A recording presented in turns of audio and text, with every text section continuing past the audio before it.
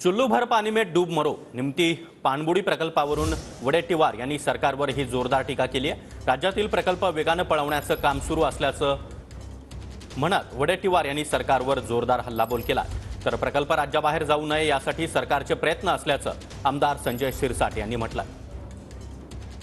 महाराष्ट्रातील राज्यकर्त्यांना चुल्लूभर पानी में डूब मरना अशी जी म्हणा ना, चुल्लूभर पानी में डूब मरो, संपूर्ण राज्य हे आता उद्योग विरहित राज्य होईल एक दिवस। असे मोठे प्रकल्प चालले, पाणबुडी प्रकल्प चालला, पर्यटन चाललंय। चाललं काय, फक्त देश म्हणजे गुजरात काय, महाराष्ट्र एकेकाळी अग्रस्थानी होता उद्योगाच्या संदर्भात। इन्व्हेस्टमेंट करणारे उद्योगपती इन्व्हेस्टर महाराष्ट्राला पहिली प्रायोरिटी देत होते, प्रथम चॉईस होता।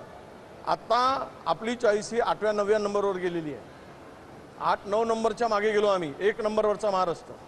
जे उद्योग आहेत ते सर्व उद्योग आता झपाट्यानं पळवण्याचं काम चाललं आहे, बाहेर नेण्याचं काम चाललेलं आहे।